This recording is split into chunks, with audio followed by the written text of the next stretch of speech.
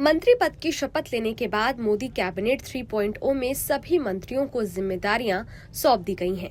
शपथ लेने वाले 71 मंत्रियों को उनका मंत्रालय भी दे दिया गया है, जिसमें से ज्यादातर अहम मंत्रालय जैसे गृह, रक्षा, वित्त और विदेश बीजेपी ने अपने पास ही रखे हैं। इन मंत्रालयों में पहले से जो मंत्री थे उन्हें ही रिपीट किया गया है।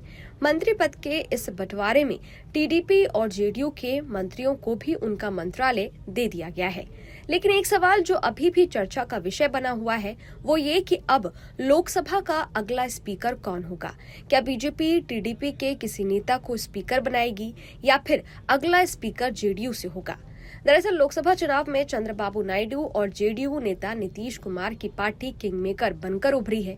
दोनों दल बीजेपी को समर्थन देने के बदले में स्पीकर पद की मांग कर रहे थे, लेकिन इस बीच स्पीकर की रेस में बीजेपी की तरफ से दो नाम आगे चल रहे हैं, जिसे देखकर लग रहा है कि अगला स्पीकर बीजेपी से ही हो सकता है। ये दो नाम है ओम बिड़ला और डी पुंडेश्वरी का। ओम बिड़ला कोटा से बीजेपी के सांसद हैं और वो मोदी के दूसरे कार्यकाल में स्पीकर रह चुके हैं। वहीं डी पुंडेश्वरी बीजेपी की आंध्र प्रदेश अध्यक्ष हैं।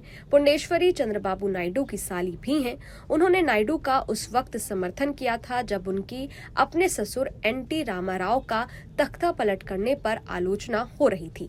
ऐसे में उन्हें स्पीकर बनाया जाता है तो नायडू का सॉफ्ट प्रेशर रहेगा। उनकी पार्टी पुंडेश्वरी का विरोध नहीं कर पाएगी।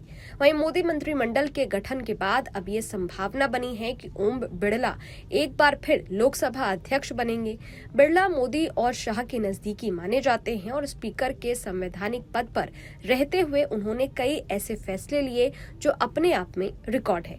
अपनी कार्यशैली के कारण बीजेपी सहित विरोधी दलों में भी उनकी अच्छी पैठ है। बीजेपी इस बार पूर्ण बहुमत में नहीं है, इसलिए मोदी शाह भी अपने विश्वास पात्र को ही लोकसभा अध्यक्ष बनाना चाहेंगे। इस चॉइस में भी बिड़ला खड़े उतरते हैं। हालांकि बीजेपी का पूर्ण बहुमत में न आना ही उनके अध्यक्ष बनने में रोड़ा भी साबित हो सकता है, क्योंकि सहयोगी दल स्पीकर पद की मांग कर रहे हैं। आपको बता दें कि मोदी 3.0 सरकार में लोकसभा स्पीकर पद की काफी ज्यादा डिमांड है, क्योंकि स्पीकर हाउस का कस्टोडियन होता है। सदन को स्पीकर ही चलाते हैं और स्पीकर ही अंतिम फैसला लेते हैं।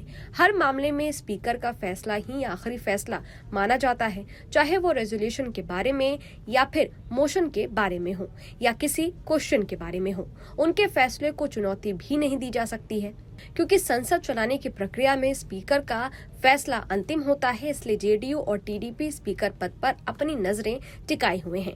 बता दें कि नई लोकसभा के गठन से ठीक पहले यानी लोकसभा की पहली बैठक से पहले पुराने स्पीकर अपने पद से इस्तीफा दे देते हैं। ऐसे में राष्ट्रपति एक प्रोटेम स्पीकर को नियुक्त करता है। प्रोटेम स्पीकर की देखरेख में ही नए स्पीकर का चुनाव होता है। बीजेपी स्पीकर पद को टीडीपी को देने से इसलिए भी कतरा रही है क्योंकि साल 1999 में अटल बिहारी वाजपेयी सरकार के अविश्वास प्रस्ताव हारने में टीडीपी के स्पीकर की काफी अहम भूमिका रही थी।